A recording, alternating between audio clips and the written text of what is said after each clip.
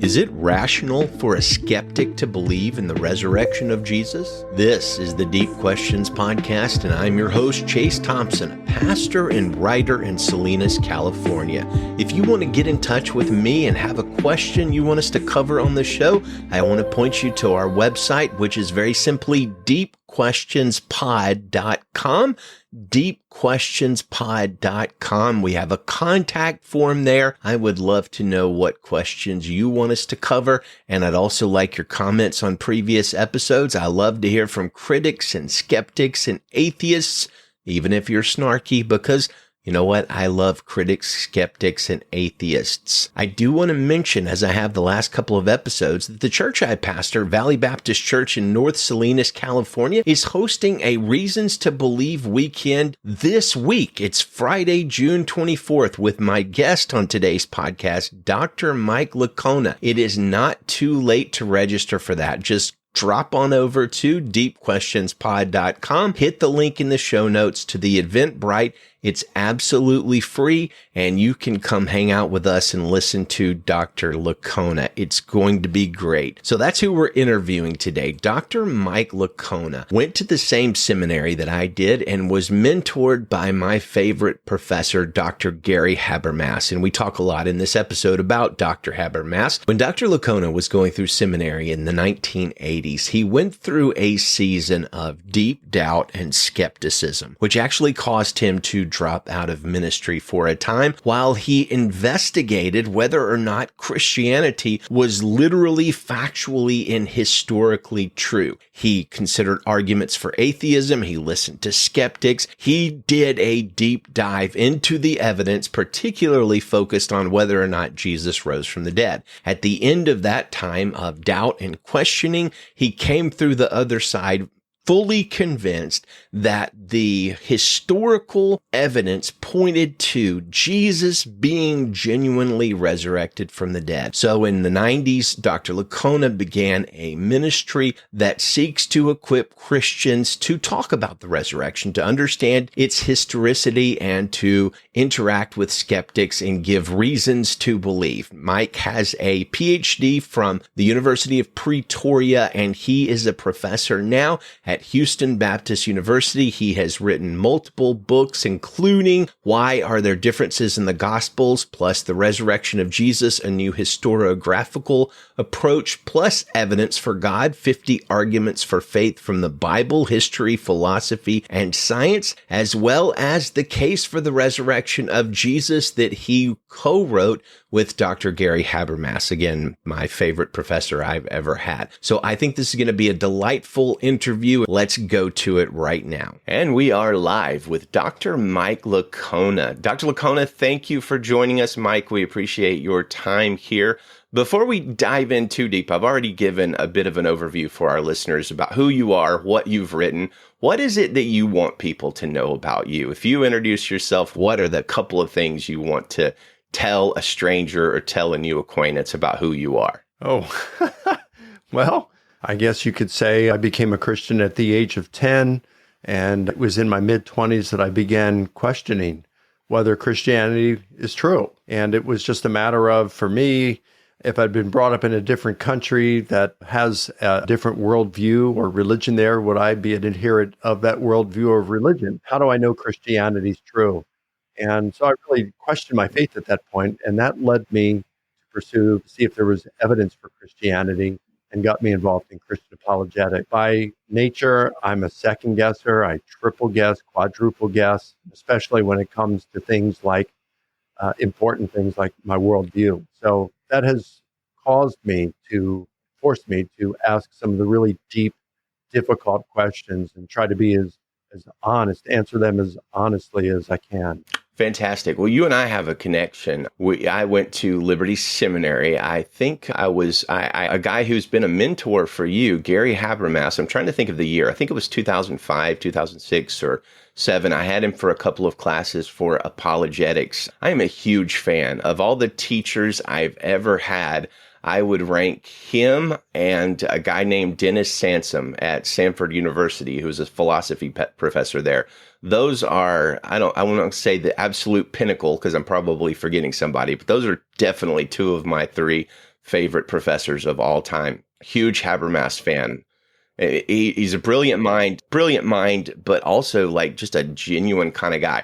How did you get to know him? How did you form such a deep partnership with Dr. Habermas? Yeah, well, it was when I started to have questions and doubts about my Christian faith. I had a roommate who was involved in the philosophy and apologetics program at Liberty. I was in the New Testament studies program, so we didn't have any interaction with philosophy or apologetics. In fact, at that point, I just didn't see any use in my life for apologetics. It's like, well, I've got a relationship with the Lord. I believe it's true. Why do I need to learn evidence? Why are you talking about David Hume from the late 18th century? Haven't we gone beyond that? It's kind of like, yeah. So, but then I needed it. So my roommate said, you ought to go see one of my professors, Gary Habermas, great guy. And so I did, dropped by his office. He was very welcoming, went in there, sat down and had a great conversation with him. And he really helped me out.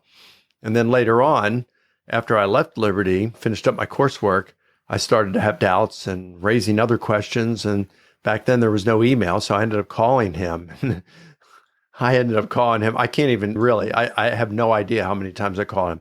Hundreds of times over the years, we have had conversations, not all on doubt or anything like that. And we became friends and really started getting into the nitty gritty of things and co-authored a book together. But, before then, I don't know how many calls it would have been.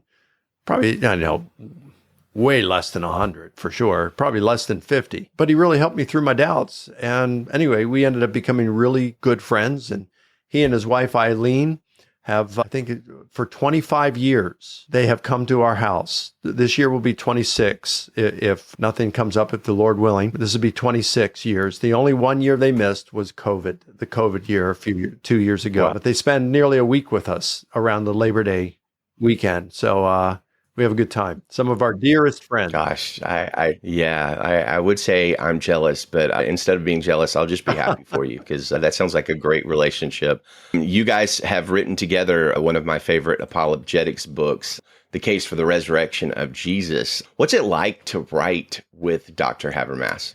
Well, to be honest with you, it was kind of frustrating. And understandably so. Now, this was back in, I guess, 2002, 2003.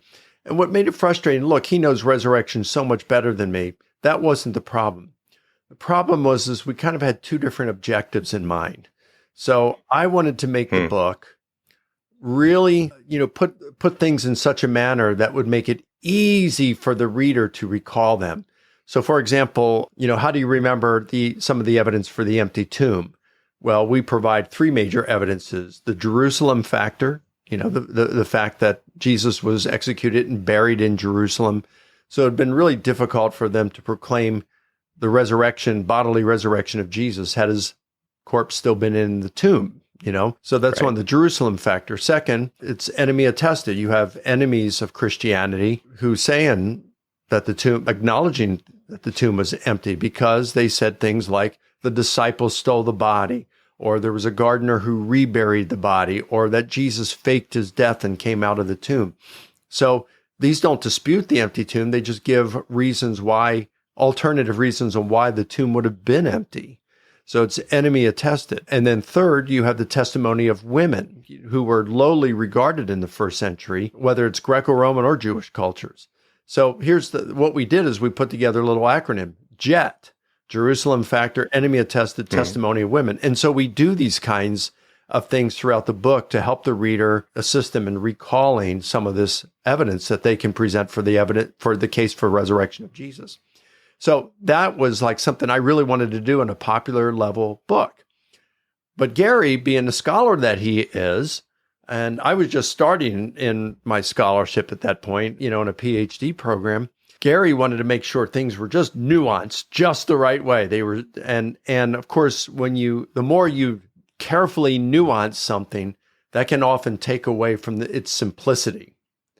And so we're struggling between simplicity and accuracy through nuance. And so that was kind of our struggle. We went back and forth and wrestled, and so we did come to agreements, and hopefully we were able to accomplish both in the book. Yeah, I think it's a great book, and reading it, I can definitely see the Habermas parts. And as I've gotten to know you a little bit better through your writing, I can see your contributions too. And I think it makes a great blend. One of the things you guys talk about in the book is the overall historical attestation of Jesus. And I know you know this because you have a very active and popular YouTube channel, which we'll plug in a few minutes. But there are plenty of pseudo scholars on YouTube that are going to make the claim that Jesus wasn't a historical figure. Jesus didn't exist. And he's one of the most historically attested figures that are out there. And the problem is tons of people, especially like Generation Z people and millennials, are going to watch these YouTube pseudo scholars, and they're going to think they're teaching a very highly intellectual theology, so to speak. And they're going to believe that. One of your book passages, I'm just going to read it because it's a good point that probably not even every apologetics focused Christian knows. You said that in the book, I don't even know what page it's on because I'm looking at the Kindle version. You and Habermas are talking about the historical evidences for Jesus, and you bring up Julius Caesar and how only 5 sources report the military conquests of Caesar within a few years of his death. But then you bring up Tiberius Caesar, who everybody's heard of. He was the emperor of Rome at the time of the ministry of Jesus. And you note that Tiberius is mentioned by 10 sources within 150 years of his death. Tacitus, Suetonius, Velleius, Plutarch, Pliny the Elder, Strabo, Seneca, Valerius, Maximus, Josephus, and Luke. And then you compare that to the 42 total sources that mention Jesus within his lifetime. And, mentioning that's at least 4 times more than the sources in the lifetime of Tiberius Caesar. And even when you pull out the Christian sources that mention the life of Jesus, you still have a virtual tie between Tiberius Caesar and Jesus. And I think the whole argument that Jesus didn't exist is very silly. And you guys do great work in the book with that. Let me say something about that. Now, there are a lot of sources that mention Jesus. And the argument that we presented about Tiberius, there is some inaccurate information in that I have to own up to. And it wasn't Gary's fault, it was my fault. And I had asked, I wasn't into the classics, Greco-Roman literature at that point, and I relied on what a historian of antiquity told me when I asked him the question about Tiberius. But he ended up missing a number of ancient sources that mentioned Tiberius. And I didn't know that until a skeptic who was studying for his PhD at UCLA. I forgot his name. It's Matthew something. And he wrote a blog criticizing us for that. And I looked at the evidence some and I said, oh, wow, I did get that wrong. So now that doesn't really detract, I think, from the overall point that's being made. And that is, we got a ton of sources who mention Jesus within the first 150 years of his life. And you are absolutely correct, Chase, that the position that Jesus never existed is not a respectable one within academia. There are no major historians, New Testament scholars, or classicists who would say that Jesus never existed. In fact, just a few years ago, Richard Carrier, who is a scholar of antiquity, he has his PhD of classics from Columbia, and he said that as far as he knew, there were 7 scholars in the relevant fields who said that Jesus probably did not exist. Now, that number may have gone up a little bit since then, but probably not a whole lot. And even if you increase it to, let's call it a dozen, even if you say 24, which I doubt there's that many, of bona fide scholars, even those who aren't really respected, but just bona fide scholars in the relevant fields of history, New Testament studies, or the classics. I don't think that you'd find 24 that would hold such a position. There are far more bona fide scientists who would say that the earth is 15,000 years or old or less than there are bona fide scholars who would say that Jesus never existed. So, and those who would say, the scientists who would say the earth is 15,000 years old or less, they're in an extreme minority. You probably have just about as many Holocaust deniers who are professional historians as you have who deny that Jesus ever existed. It's just not a respectable position because the evidence supporting Jesus as a historical figure is just too strong. I think that's an apt comparison between the Holocaust denial and the existence of Jesus, as you say, exactly, because the evidence for both of those things is just overwhelmingly strong. Listen, I appreciate that you addressed what you did. That's really interesting. I find in terms of online debates and online discussions and polemics and things like that, we very rarely have people that will step back and say, hey, you know what? I messed up there. I made an error or whatever. And I've seen you do that before. None of us are inerrant. None of us humans are inerrant. And I find it very refreshing to act with somebody who's willing to own a mistake, because we all make them.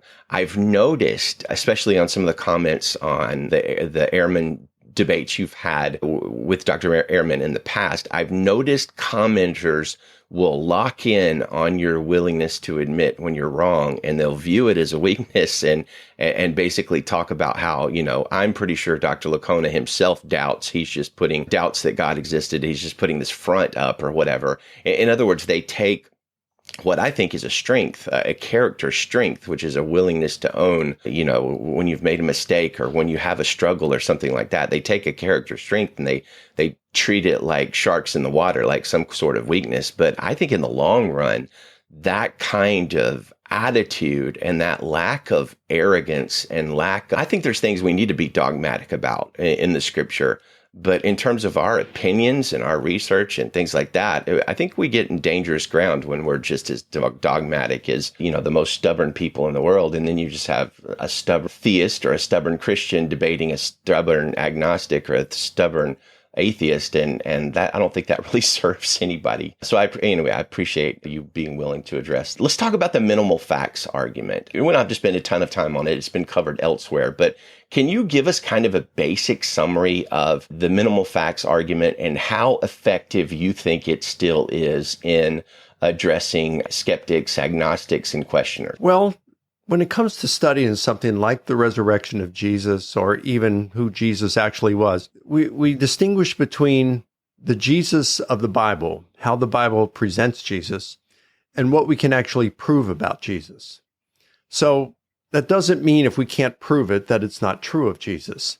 But just like with every other historical figure, not everything that's reported about that figure can be proven. And so when you come to Jesus claiming to be the Son of God and performing miracles and rising from the dead, being born of a virgin, we just have to acknowledge that all of that can be true. But it doesn't mean that we can prove that it's true. We don't have enough data to prove that Jesus was born of a virgin. I believe he was born of a virgin. I believe the New Testament authors intended for us to believe that Jesus was born of a virgin. You've got Ignatius in the early 2nd century who has ties to those who probably knew the disciples. And he says that the virgin birth, the resurrection of Jesus, the crucifixion of Jesus, these things truly happened. So, where's he getting this information? At least we know that by the early 2nd century, that people who had fairly closely tied to the apostles believed not only that his resurrection actually happened, but same thing about his virgin birth. So we've got to acknowledge that there are these things that we can prove, things that we can't prove. There's a lot of discussions, debates among scholars about, what we have about the resurrection of Jesus. If you bring the Gospels into it, then your skeptics are going to say, oh, you can't believe the Gospels. We don't know who wrote them. Their authors were biased. They contain all sorts of errors and contradictions. They were written too long after the events they purport to describe, and eyewitness testimony. They're not rooted in eyewitness testimony. So I think you can discuss those things, and some things are more strongly supported by data than others. Like, for example, we have far strong support for the position that Mark received his information from Peter, and that Mark is the traditional authorship of the Gospel of Mark is correct, than we have for Matthew. There's some fuzziness about Matthew writing Matthew. So some things are stronger than others. So, you can go with a lot of these different discussions that are going on, or you can say, tell you what, let's try to make this as simple as possible and prevent us from spending a lot of time going off on rabbit trails and never really being able to come back because it would just take too much time and there's so much to discuss. Let's just talk about facts that are so strongly supported by the data that a heterogeneous, nearly universal or very large consensus of scholars grant them as facts. So it's not just the majority, it's a very strong majority and heterogeneous, meaning that they're from all different kind of backgrounds. So you have Jewish, agnostic, atheist, liberal, moderate, conservative Christians, they all grant these things.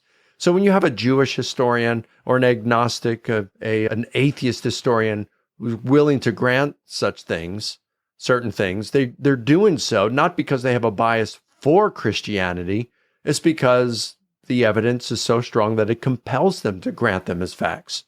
And you say, okay, well, let's just take these facts that are virtually undisputed or granted by this heterogeneous, very strong, very large majority of critical scholars who study the subject and, specialists on this. And let's take these facts and we'll build hypotheses that attempt to account for these facts. And let's just see what we come up with. Because if a hypothesis cannot account for even the facts for which they're so strongly supported by the data that nearly everyone agrees on them, well, then that hypothesis is almost certainly mistaken.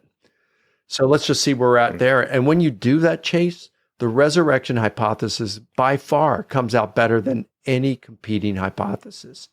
So I think it's a simplistic argument. It's able to present things very clearly, more clearly than if you're taking a whole lot more data into consideration. And I think it actually ends up being stronger and more persuasive. I completely agree with that. I think one of the things skeptics need to account for, and generally I don't think they do very well, is there's historiographically, in terms of rock solid bedrock historical proof, we may not be able to, beyond a shadow of a doubt, convince everybody that Jesus rose from the dead based on, what documents we have right now. I completely believe that with all my heart, and I believe the evidence assuredly points that way. But one thing that really is beyond a shadow of a doubt in terms of discussing with atheists and skeptics is, number one, the fact that Jesus is the single most famous person that ever lived. You can verify that scientifically by looking at the amount of times his name is mentioned in pretty much every book that's ever been written. Another thing you can, beyond a shadow of a doubt, demonstrate is the spread of Christianity and how it is spread around the world and come to dominate the lives of over 1 billion people. And you have to have a reason. If you don't believe in the resurrection, if you don't believe in the Holy Spirit, if you don't believe in the power of God, if you don't believe in any of those things, you have to have a reason to account for how Jesus became the most famous person that ever lived and how his message spread all across the world to where it dominates the lives of over 1 billion people. And you can't give a military reason for that. You can't give a financial reason for that. I guess you could vaguely argue that it happened through the power of the Catholic Church, but I think that's a very weak argument. And I completely agree that the resurrection is the answer for that, and that there are a certain set of facts that even atheists, scholars who study these things agree with that explain it. And of course, Dr. Habermas is probably the one that's sort of famous for coming up with the minimal facts argument. I took one of his classes remotely, and but the best class I took was an intensive 1 week in Virginia that I was in his class. I think it was just for this regular Apologetics 500 class. And one thing that kind of blew me away about Dr. Habermas was, I don't remember, I want to say it was towards the end of the class, he just started talking personally with us. You know how those intensives are. You're basically in class 8 hours a day, 5 days a week. But in one of those classes, he just kind of let the veil down. He started talking about his first wife and her illness, her struggle with cancer. I was crying just listening to him because he was so raw. He was so open about it. He just basically, ripped out his heart and showed it to us in an incredible, appropriate, winsome, and and engaging way. Honestly, listening to him talk about that really equipped me to pastor and to talk to other people about suffering, because I kind of grew up in an age where men don't talk about that kind of stuff a whole lot. They don't talk about their feelings. And growing up in the South, people don't talk about doubts a lot. Well, Dr. Habermas did, and you do. And I completely appreciate that about you, that you're very honest about those kind of things. Look, spoiler alert, every Christian person deals with doubt from time to time. They just don't talk about it a lot. So can you talk about doubt? Maybe share some of, not necessarily, I mean, you can share your struggles if you want to, but share how that's become part of your ministry, how you deal with that.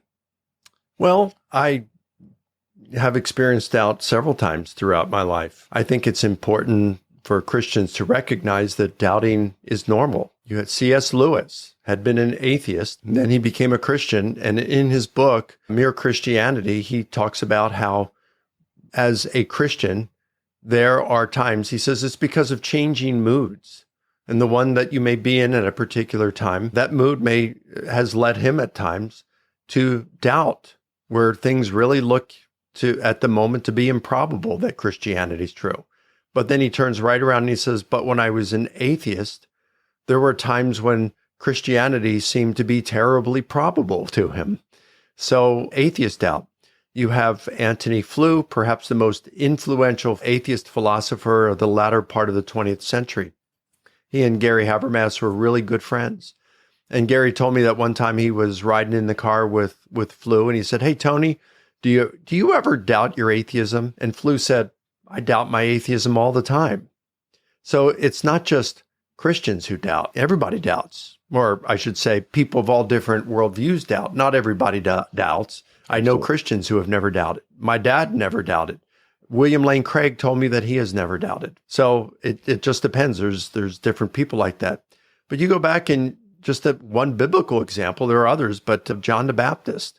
So John the Baptist was, in a sense, Jesus's wingman, right? And but he's in prison at one point, and he sends two disciples to Jesus to ask him, "Are you the one, or are we to expect someone else?" So it's like he was doubting. Doubting is normal.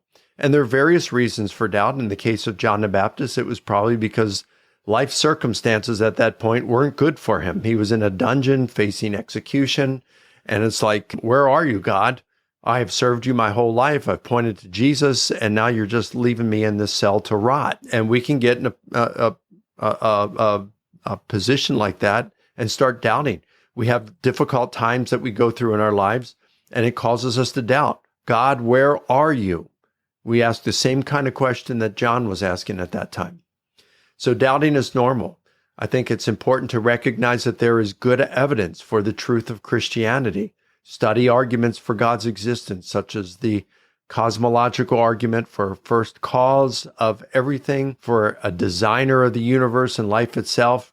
You can see this through astrophysics and molecular biology. Books have been written on this stuff. You can see it through the demand for a supreme lawgiver, the necessity of it if we're going to have moral absolutes. And then you've got the evidence for the resurrection of Jesus. So there's some really good evidence that Christianity is true.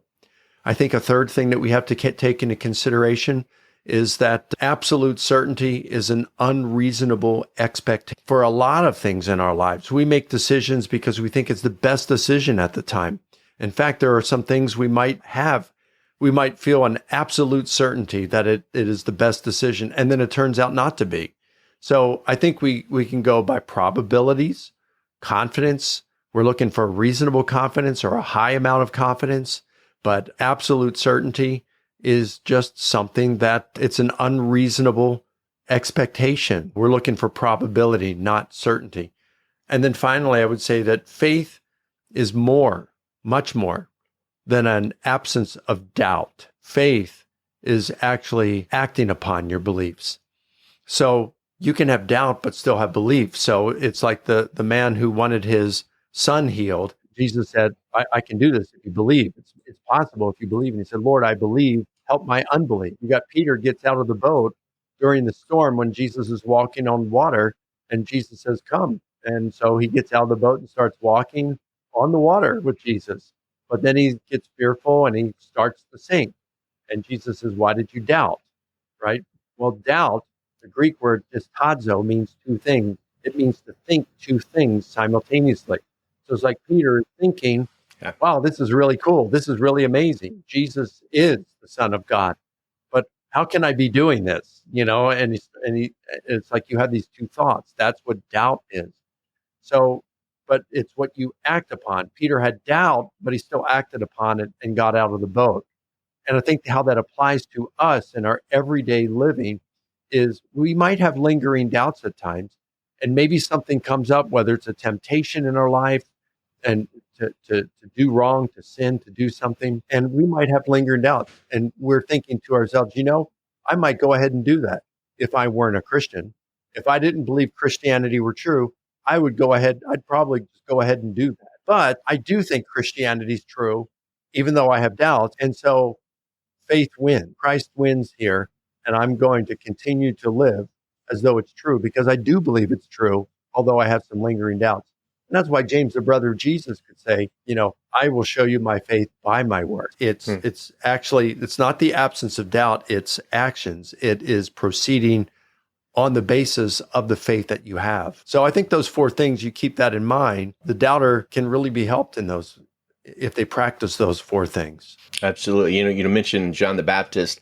Jesus called him the greatest human being, essentially, that was born up into that time. Jesus said, there's nobody ever been greater born to a woman than John the Baptist. And yet here we see kind of towards the end of his life when he's in the dungeon, when things have changed, he's gone from being, at the pinnacle of ministry in Israel to a dungeon waiting to have his head cut off by just in the most ridiculous way possible. And he's wrestling with doubt there. And, if the greatest human born up until the time of Jesus might wrestle with doubt a little bit, I guess it's probably not surprising.